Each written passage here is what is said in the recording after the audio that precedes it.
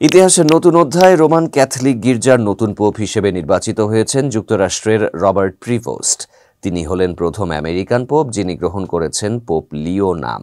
Saint Peter স্কোয়ারে লাখো মানুষের অপেক্ষায় অবসান হয়েছে। সাদা ধোঁয়ার মাধ্যমে এলো সেই মাহেন্দ্রক্ষণ। রোমান ক্যাথলিক গির্জার নতুন পোপ হিসেবে নির্বাচিত হয়েছেন যুক্তরাষ্ট্রের কার্ডিনাল রবার্ট প্রিভোস্ট। বৃহস্পতিবার ভ্যাটিকান সিটির সিস্টিন চ্যাপেলে অনুষ্ঠিত কনক্লেভের চতুর্থ দফার ভোটাভুটিতে তিনি পোপ নির্বাচিত হন। ৬৯ বছর বয়সী প্রিভোস্ট পোপ হিসেবে লিও নাম গ্রহণ করেছেন। তিনিই হলেন ইতিহাসের প্রথম আমেরিকান যিনি এই সর্বোচ্চ ধর্মীয় পদে আসীন হলেন। ২ দিন ধরে চলা গোপন ভোটাভুটির পর সিস্টিন চ্যাপেলের চিমনি থেকে সাদা ধোঁয়া বের হওয়ার মধ্য দিয়ে নতুন পোপ নির্বাচনের খবর নিশ্চিত হয়।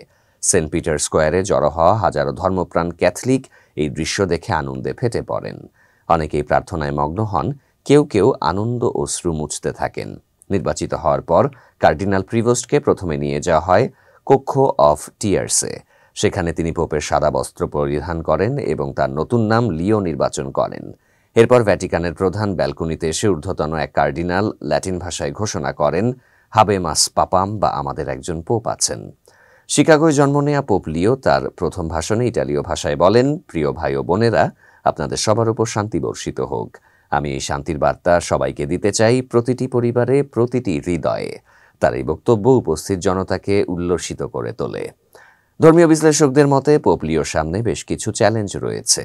আধুনিক বিশ্বে ক্যাথলিক গির্জার ভূমিকা, জলবায়ু পরিবর্তন, দারিদ্র্য বিমোচন এবং ধর্মীয় সংঘাত নিরসনে তার অবস্থান বিশেষভাবে গুরুত্বপূর্ণ হবে বলে মনে করা হচ্ছে।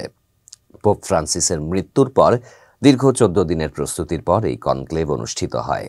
বিশ্বের ১.৩ বিলিয়ন ক্যাথলিক খ্রিস্টিয়ানের জন্য এই নির্বাচন অত্যন্ত গুরুত্বপূর্ণ বলে বিবেচিত হচ্ছে।